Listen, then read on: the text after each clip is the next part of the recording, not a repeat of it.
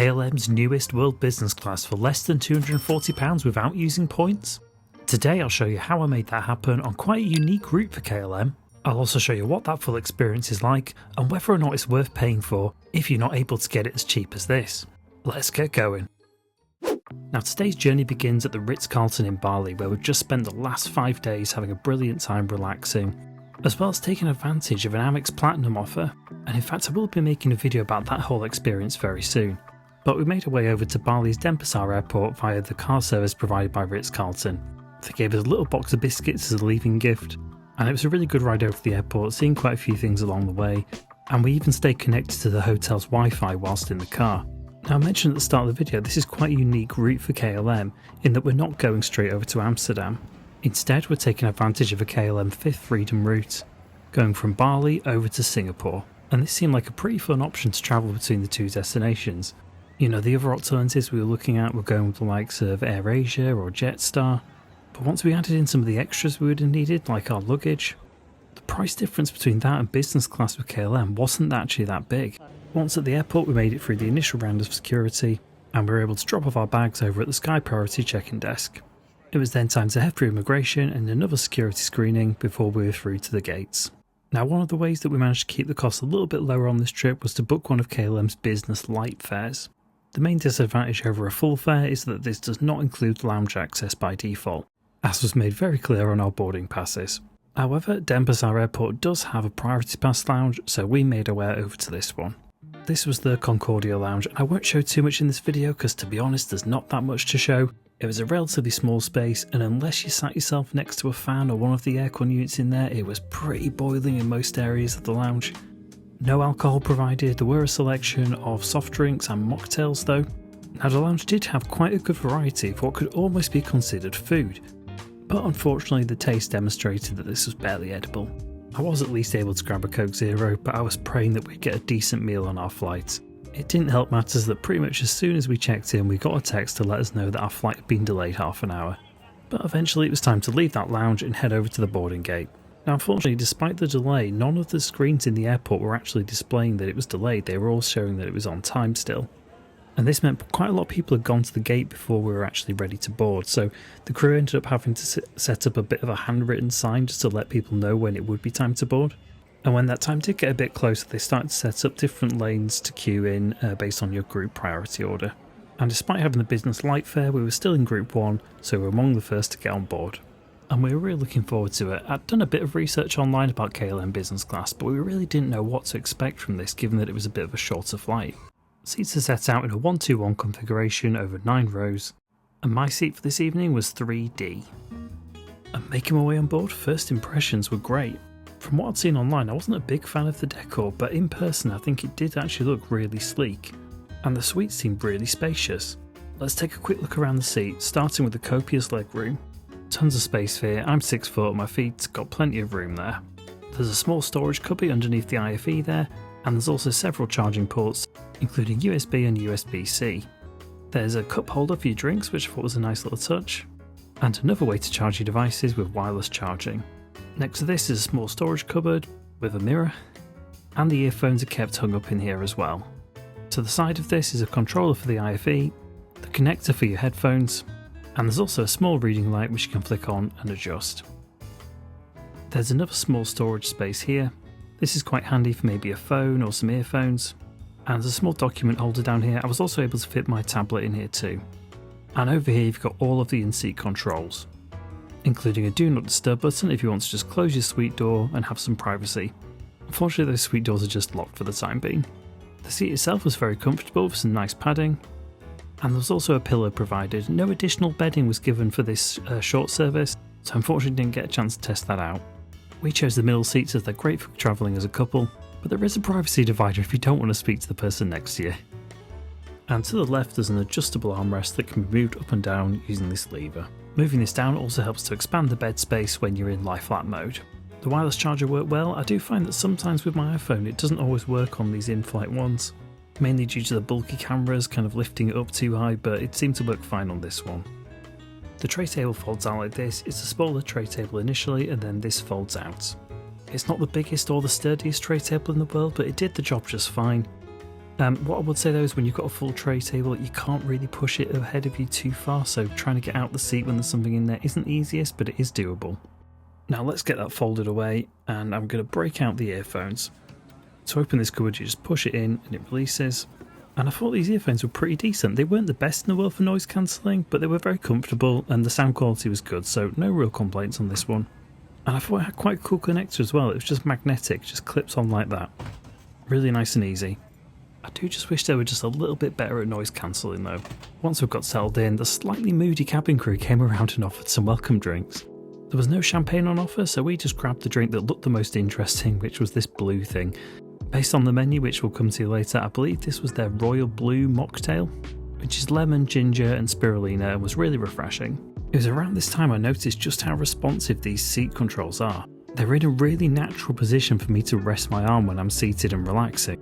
And I'd already found myself several times accidentally reclining my seat whilst doing this. So although they are quite stylish, it might not be the most practical. Also worth noting, there are no individual air vents available. Always a pet peeve of mine, as I do tend to overheat quite easily. Now let's take a look at the onboard entertainment available. First off, there's a nice quality screen ahead of us, not the biggest ever, but it's a good enough size. The selection of movies didn't seem to be the greatest, not the biggest selection of new films, but there should be enough to keep most people occupied. And there was also a decent selection of TV shows too. I'd started watching House of the Dragon Season 2 on some previous Qatar flights, so thankfully I was able to continue that on KLM. Elsewhere on the screen, it was nice to see that you could get flight information such as the menus for the drinks, and there was also information about how to connect to the onboard Wi-Fi. Basic messaging is free for everyone throughout the whole flight, but anything more than that, including streaming, was going to be an extra charge, which was not going to be needed for a 2.5-hour flight. One feature I really thought was great about KLM is that they allowed you to do the moving map not just on the main screen, but also on the handheld controller screen as well. So for me, I always like to be able to see the flight information, I like to see how long I've got left, I like to see where we're over at the moment, so I will often just have the moving map up on the screen. And that's usually fine because I've usually brought my own entertainment, maybe on my tablet or my phone, but because I was actually using the IFE today, it was really great to be able to have that on a separate screen. Now let's take a quick look at today's menu. On the drinks front, there was one cocktail, one champagne, as well as spirits and mixers. And for the main meal, options were also quite light. There was no choice of starter or dessert, and just 2 options for the main course. I ordered the beef and Kelly went for the ravioli. And there are a few additional drink options listed in the menu, including a list of spirits, a few wines, and of course some soft drinks. Not particularly extensive for a business class menu though.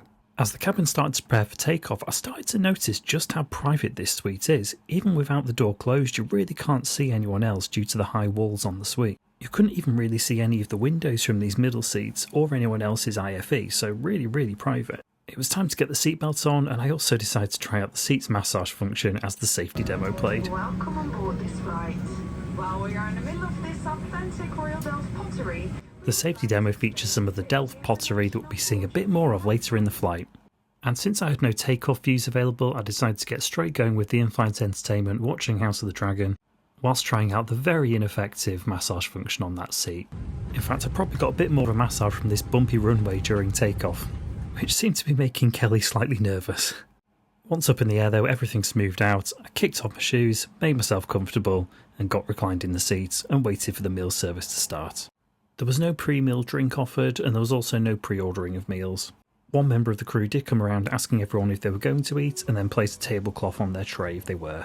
And they then came around back later to take everyone's orders and deliver the food. All 3 courses were delivered in one go and presented on the same tray, similar to what you might expect from an intra-European business class. I had a quick nibble on the cold salad, but didn't really go for too much of it. It wasn't really for me, that one. And I just had the bread roll and butter as my main starter. I really like the cutlery that they offer in KLM, it's really nice. And something you can see underneath that is this little envelope, and this is actually where they contain the salt and pepper. Now apparently KLM used to offer clog salt and pepper shakers, but unfortunately these have been cut. Kelly's pasta arrived a little bit after my meal and she did really enjoy it. And then after I'd had the meal for quite some time, they did finally come around to offer drinks. I opted for the very high fashioned, which is KLM's take on an old fashioned, and Kelly grabbed some champagne. Definitely think I made the right choice here. It was a really good drink. Kelly didn't enjoy her champagne. I did give it a try as well, and yeah, it wasn't great quality. Thankfully the food was good though. I really enjoyed my beef rendang. Not a patch on what I'd actually had in Bali, but pretty good quality for a plain meal, and the dessert was delicious as well. With the meal service out of the way, I decided to have a quick look in the bathroom. While the bathroom itself is not that big, there were some nice amenities in there, and one thing I really appreciate is the little decorative touches. So you've got the blue delft houses, and also a little tulip in there as well, just in case you'd forgotten you're on a Dutch airline. I decided to freshen up a little bit with the hydrating face mist, but unfortunately I couldn't get it to spray. The button didn't seem to be locked, there seemed to be some left in there, but for whatever reason, just nothing was coming out. So I made my way back to my seat. It is worth just noting the lack of bathrooms available in business class. There are only 2 of them, and whilst it wasn't an issue on our flight, I could imagine on an overnight, for example, it might get pretty busy queues during the morning. But now that the meal service was over, I decided to make myself more comfortable and partially recline the seat and just sit back with a drink that had been topped up and watch a bit more of my TV show. Worth noting, the crew had got a lot more friendly in the sky. There must have been something about pre-departure that just had them all a bit miserable. Maybe they were feeling the pressure of the delay, but once we were up in the air, they were a lot more friendly and attentive. Whilst I continued to make use of the entertainment on board, Kelly decided to make herself a bit more comfortable and get into lie flat mode. And I'll be trying that out myself a little bit later on. But for now, I decided to just try and make things a bit more private by closing that door. The crew had left it locked open, but I managed to find the latch to close it myself. Even though the door doesn't go all the way down to the floor, it is an incredibly private space when you're in here. Even if that door is a little bit flimsy and more of a privacy screen than an actual door. The crew then came around to hand out chocolate versions of their famous Delft houses, which is a really nice way to just finish off that meal service. And once I finished that off, I decided it was about time for me to try the lie flat function. And despite not having any bedding or a mattress, this is an incredibly comfy bed. Tons of space, nice padding on the seat. Definitely felt like the best reverse herringbone bed I've experienced. The crew then came around one final time to hand out their collectible blue Delft houses.